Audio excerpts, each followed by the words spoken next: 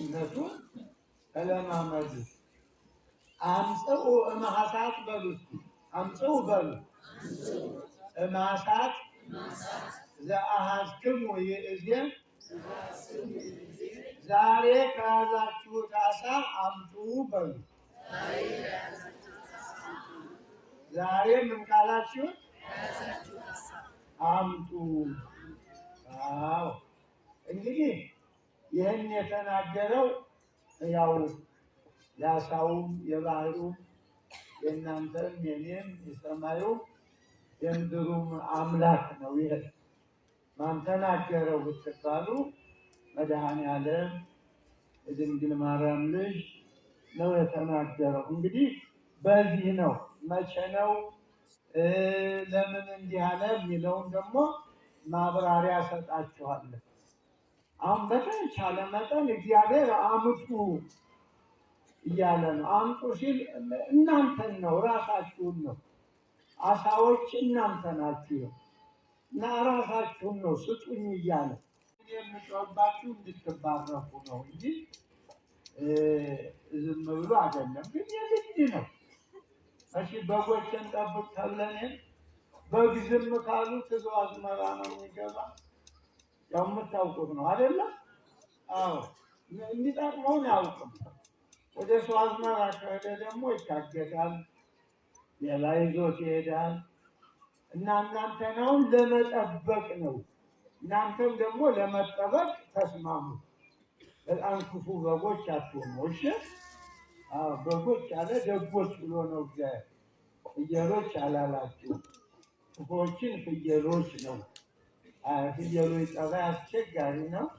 ምናልባት አዲስ አበባ እንደው ስራ ረባውን አመጥቶ ማድረግ ነው እንጂ ማርባት አታውቁም ይሆናል። የፍየል ጠባይ አስቸጋሪ ነው።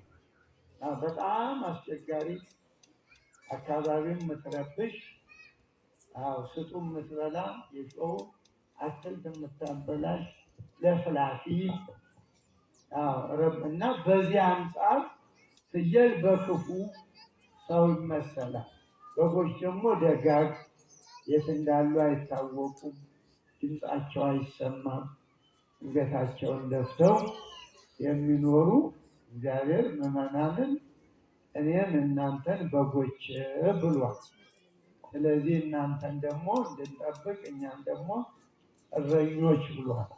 እንግዲህ አሁን እኔ ሳር እንድትበሉ ውሃ እንድትጠጡ ሌባ እንዳይወስዳችሁ ቀበሮ እንዳይበላችሁ ነው አሁን የምታገል።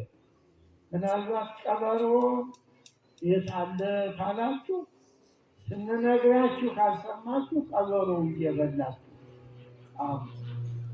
ሰይጣን ነው። ቀበሮ የሚባለው ሰይጣን ነው።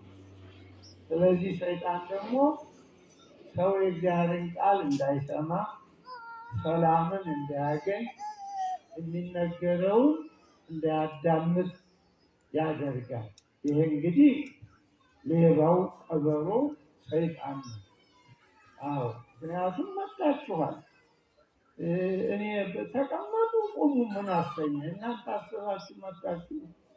ሰው ሱቅ ሄዶ ገንዘቡን ይዞ ቋጥሮ ሊገዛ ሄደውን ሰው አላፊ አግዳሚ ይሁን ግዛ እና አትግዛ ይላል። አሁን ገበያ ውስጥ ናችሁ። ትልቅ ሞል ታውቃላችሁ አይደል? ሁሉ ነገር የሚገኝ እዚያ ውስጥ ማለት ነው። እና እንዳቅማችሁ ያላችሁን ጎደሏችሁን እንድትሞሉ ነው። የአንዱ ጎደሎ ሌላው ላይኖር ይችላል። የአንዱ የጤና ሊሆን ይችላል። ብዙ ነው ጉድለታችን፣ መቼም ተዘርዝሮ አያልቅም። ስለዚህ አሁን ጎደሏችን የሚሞላው ማን ነው? ማን ነው ጎደሎ የሚሞላው? ታዲያ ጎደሎ እንዲሞላው ሁላችሁም የራሳችሁን ጉድለት ይዞ መቅረብ ነው። አንድ ጊዜ ነው የሚሞላው። ወረፋ የለም፣ ምን የለም። ለታመመው ጤና፣ ለተሳለው እንደው የጎደለውን ነገር በልጅ ከሆነ በትዳር ከሆነ በስራ ቦታ ከሆነ ይህን ሁሉ እመቤታችን አለቀባቸው፣ ሙላላቸው ትላችኋለች። የዚህ ጊዜ እናንተ ደግሞ ጎደሎውን ባዶውን ማድጋ ይዞ ጠጋ ማለት ነው። ስለዚህ እግዚአብሔር ጎደሎውን ይሙላልን። ብዙ ጉድለት አለ፣ ብዙ ጉድለት አለ። እንደ ሀገር፣ እንደ ሕዝብ፣ እንደ ገበያው፣ እንደ ጤና፣ እንደ ምኑ ተነግሮ ያልቃል እና እናንተ አሁን ጉድለት የምትሏቸው ትንሿን እናንተ ማጀት እናንተ ክችን ያለችውን ነው ጎደሎ። ያቺ ትንሽ ናት። ትልቅ ጉድለት አለ። አዎ እና ስለዚህ ቅድም የነገርኳችሁን አትርሱ። ምንድን ነበር ያልኳችሁ ቅድም? በሉ አንድ ሰው ይሄ ጎበዝ ነው። እስኪ ንገረኝ። ጎበዝ ነው፣ አልረሳሁም። ዛሬ ከያዛችሁት አሳ አምጡ። አምጽኡ ማለት አምጡ ማለት ነው በግዕዝ። አምጽኡ አምጡ ተመሳሳይ ነው። ጸናጠ ነው። አሳት ማለት አሳ አሳ ነው በአማርኛም በግዕዝ። ግን አሳት ደግሞ ብዙዎቹ ናቸው። አምጡ ከተባለ አሳውን ብዙ ነው። አዎ አንድ ሲሆን አምጣ ይባላል የሚያመጣውም። አሁን ግን አሶችን አምጡ ነው። ሁሉም ሰው ማለት ነው የራሱን አሳ ይዞ ዛሬ ከያዛችሁት ነው። ከትናንት አይደለም፣ ከነገም ገና ነው። ነገ ዛሬ ከያዛችሁት። ይህን እንግዲህ የምታገኙት ዮሐንስ የጻፈው ያው የጌታችን ነው። ወንጌሉ ምዕራፍ 21 ቁጥር 10 ላይ ነው። ሀሳቡ ከቁጥር 1 ጀምሮ ነው። አዎ ያው እንግዲህ የትንሣኤ ወራት መሆኑን እንዳትረሱ። ባለፈው ብዙ ጊዜ ከሕማማቱ በኋላ ስለሞቱ ስለ ትንሣኤ እስካሁን ድረስ ከ50 ቀን እስከ ዛሬ 2 ሳምንት እንደዚሁ ይነገራል። የምታወሩ ሰው እኔ የማወራ ሰው አለ እና ከዕለታት በአንዱ ቀን ነው እንግዲህ ጌታ ብዙ ጊዜ ታይቷል። ለአንዱ ለሁለቱም በግሩፕም ብዙ ጊዜ። ከዚያ ውስጥ አንዱ ይሄ ነው። በዚህ በ40ው ቀን ውስጥ ማለት ነው እንግዲህ እና ከተነሳ በኋላ እሱ የለም እነሱ ጋራ። አሁን እነሱ ያላቸውን ቤታቸውን ኑሯቸውን ሁሉ ጥለው ነው የመጡ። ኑ ተከተሉኝ ሲላቸው ምንም ነገር አላዙም። ያን ሁሉ እርግፍ አድርገው ጥለው የመጡ እና ሲኖሩ እሱ ጋር ሲርባቸው ህብስት እያበረከተ እንጀራውን ዳቦውን ማለት ነው ይመገቡ ነበር። አሁን የለም እሱ ብቻቸውን ሆኑ፣ ተራቡ ይላል እና ሲራቡ ከእነሱ አንዱ ሐዋርያው ቅዱስ ጴጥሮስ እኔ ዓሣ ላጠምድ ልሄድ ነው አለ። እነሱም እኛም ካንተ ጋራ እንዳንተ እንሄዳለን፣ ምክንያቱም ሁሉም ርቧቸዋል። ድሮም ስራቸው ዓሣ ማጥመድ ነበር እና በዚህ በማቴዎስ 4 ላይ እንደተነገረው ዓሣ እያጠመዱ እያሉ ነው የጠራቸው። ኑ ተከተሉኝ፣ ንዑትሉኒ። አዎ ኑ ተከተሉኝ። ርእሴክሙ መሰግራነ ሰብእ። ዓሣ የምታጠምዱ ሳይሆን ሰውን እንድታጠምዱ ተከተሉኝ፣ ሰውን እንድታጠምዱ አደርጋችኋለሁ ብሎ ይህኛው ባህላችን ነው። ይህ ከማገር ባህል አለ የሰው የራሱ እና በገጠር እንደዚህ ነው። ዶሮ ሳይኖር ጀግና ልጅ ካለ ቆጥ እያጠመደ ነው የሚያመጣ። አንዳንዱ ጎበዙ በቀን በቀን ይዞ ይመጣል። አለበለዚያ በሳምንት 2 ቆጥ እንደዚያ ይዞ ይመጣል። ዶሮ ይፋረፋል ማለት ነው። እና አሁን በቃ ተትረፈረፈ። ከዚህ በኋላ ነው ከያዛችሁት አምጡ አለ። አያችሁ፣ አሁን የቅድም ሰዓቱን ሁሉ የሰጣችሁን ምላችሁ የእግዚአብሔር ነው ብዬ ያለው ሁሉ የእግዚአብሔር ነው። አምጡ ከያዛችሁት። እንግዲህ ዛሬ ባለፈው እሑድም በእውነቱ ያው የጊዜ እጥረት ፈቃደ እግዚአብሔርን ሳይሆን ደግሞ ሌላው ስብሰባ ወራት የሁለት ሳምንት የሲኖዶስ ስብሰባ ነው የሰነበትነው። ያው ቤተክርስቲያኒቱ እንዴት አድርጎ ህዝቡን እንዴት ማገልገል ጊዜው በጣም አስቸጋሪ ነው። እንደው ቆቅ እንደሚያጠምድ ነው ጊዜው። በጥንቃቄ ካልሆነ ሰላም አሁን በጣም ከባድ ነው። ሰው የእግዚአብሔርን ቃል ስላልሰማ አውሬ ሆኗል። አውሬ ጨካኝ ሆኗል። እና ይህንን ለማለት እንደቆነቃቶችሙ በቀላሉ ቀስ ብሎ ካልሆነ እና ያንን ነው ስብሰባ የምንለው።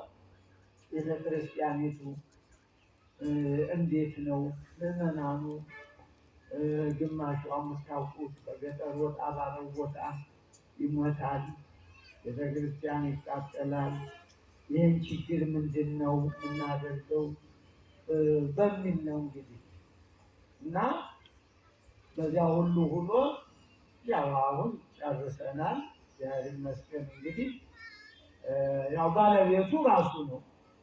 እኛ የምንችለውን ያህል ማገልገል ነው እንጂ እንግዲህ ሰው ተጠቦ የሚያመጣው የለም፣ ባለቤቱ ነው። እኛ የምንጸልይ ከሆነ ክርስቲያኖች ከሆን እያየን የምናልፍ በትዕግስት አለፍነው እሱ አሁን እኛ ማድረግ የሚገባንን ስላላረግን ነው። የሁሉ ብጥብጥ ከኛው ነው ጉድለቱ። ሰው ሲነግሩት ራሱን ያይም በቃ እገሌ ነው የሚል እንጂ ከኔ ነው የሚል የለም። ሁሉም ዳኛ ይሆን ሁሉም ሰው ግን እኔ ነኝ ብሎ ራሱን ሁሉ እንዳይፈካ ሰላም ክፉ ከየት ይመጣል? ሁላችንም እንደ እግዚአብሔር ከኖር ምን ይመጣል? ከሰማይ ይመጣ መቼም ክፉ ነገር እዚሁ የተወለደው እኮ መካከላችን ያለው እና ስለዚህ ለዚህ የእግዚአብሔር ቃል ያስፈልጋል። ቅድም እንዳልኳችሁ ብንደክም አይሆንም። እሱ ባለቤቱ ሲፈጥር ነው። እንግዲህ ባህር ማለት ይህ ዓለም ነው። ባህር አሁን ባህር ውስጥ ነው አሳ የሚጠመድ ብያቸዋል። ባህር አሳው ደግሞ ያው ሰዎቹ ነን በዚህ ዓለም የምንኖረው። ባህሩ ዓለም ነው፣ አሳዎቹ ሰዎች ነው። መረቡ ደግሞ ወንጌል ነው። ክርስቲያኑን የምንይዝበት ወደ እግዚአብሔር የምናቀርብበት ወንጌሉ ያው የምናገረው አሳ ማጥመድ ነው። ወደ እግዚአብሔር እንድመጡ ማለት ነው። ክፋቱን እንድተው እንዳትደበቁ፣ እግዚአብሔር ኑ እያለ አንመጣም እንዳትሉ፣ ተቀመጡ የምንል ዝም በሉ ጥላም አዘርጉ የምንለው እናንተን ወደ እግዚአብሔር ለማቅረብ ነው፣ ሌላም ማለት። ስለዚህ በተቻለ መጠን እግዚአብሔር ሁሉም የሰጠን ብዙ ነው። እናቱን ሰጠን በእውነት። ዛሬ እንግዲህ ቅዳሜ ነው። ለመሰብሰባችን ምክንያት ድንግል ማርያም ናት። ምክንያት አድርጎ ሰጠን እናቱን። አሁን የሚሰጣለን ለሰው ሁሉ እኩል እናታችን ትሆን የሚላለን አላም በይ። አሁን እናትን ለዚህ ሁሉ ሰው እናቱኝ ሊባል የኔ ናት አይደል? አይደለም። ለምን ይሁሉ ምን ብትወዱት እናት ይሰጣል ይሆናለች። እና ይህን የሰጠንን ስጦታ መጠቀም ነው። በልማድ አትኑሩ። ልማድ መጥፎ ነው። ልማዱ ነው። የማን ይመስላችኋል? እኩል አሁን ጭቅላችሁ አየሩ እየመገመጣችሁ አሁን የማን ነው ይሄ? በቀበሌ ቢሆን እንችለው ነበር እኮ አይቻልም እኮ። ይህን ትልቁን ነገር ወቁ እንጂ ትልቁን ጊዜው የማን ነው? ታዲያና ነፈግ ነው ደግሞ ቢወስደውስ? ብዙ ሰው እኮ አሁን ይህን ጊዜ አላገኘም። ፀሐይ ማየት አይችልም። በቤት ተኝቶ ጣራ እያየ ሲነጋ ነጋ ወይ እያለ ብርሃን እንደ ምግብ እንደ ውሃ ይናፍቀዋል እና የያዝነውን ነገር ሌሎች ደግሞ በአሁኑ ሰዓት እንኳን ቤተክርስቲያን ሊሄዱ እንኳን ቃለ እግዚአብሔር ሊሰሙ አሁን ምን መጣብን? አስተውሉ። እኛ ለእነሱ ሁሉ መጸለይ አለብን። እነሱ መከራ ውስጥ ላሉት መከራ ውስጥ ሰው መጸለይ አይችልም። እኛ መጸለይ አለብን።